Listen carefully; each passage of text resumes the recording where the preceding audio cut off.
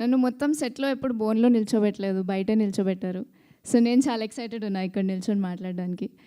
So first of all thank you అందరికీ వచ్చినందుకు. ఈ 2 ఎపిసోడ్స్ చూసి మీకు ఇంకా క్యూరియాసిటీ వచ్చింది అనుకుంటున్నా. స్క్రిప్ట్ ఫస్ట్ టైం చూసినప్పుడు నాకు కూడా చాలా క్యూరియాసిటీ వచ్చింది. ఒక సస్పెన్స్ మూవీ ఆర్ సిరీస్ చూసినప్పుడు మనం జనరలీ మన థియరీస్ ఫామ్ చేసుకుంటాం. ఇలా అవ్వచ్చు, ఇది అవ్వచ్చు, వీళ్ళు విలన్ అవ్వచ్చు, వీళ్ళు విక్టిమ్ అవ్వచ్చు అని.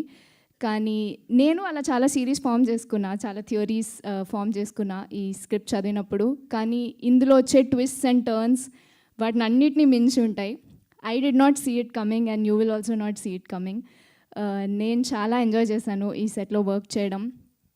నేను ముఖేష్ సార్ అండ్ శ్రీకాంత్ సార్తో వర్క్ చేస్తున్నా అన్నప్పుడు ఒక యాక్టింగ్ మాస్టర్ క్లాస్కి రెడీగా ఉండే, చాలా నేర్చుకుంటా అని. బట్ బోనస్గా నాకు మంచి కంపెనీ, చాలా ఫన్ అండ్ గుడ్ టైమ్స్ వచ్చాయి. నాట్ జస్ట్ వాళ్ళతోని, స్నేహల్, సమీర్ సార్, అందరూ ఎవ్రీ వన్ ఆన్ సెట్. మేము చాలా ప్రెషర్లో వర్క్ చేసినా చాలా హాయిగా జాలీగా పనిచేసాము.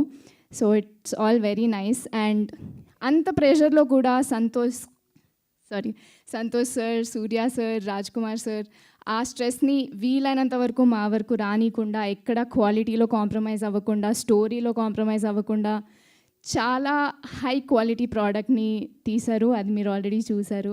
So I'm very happy to be a part of this project.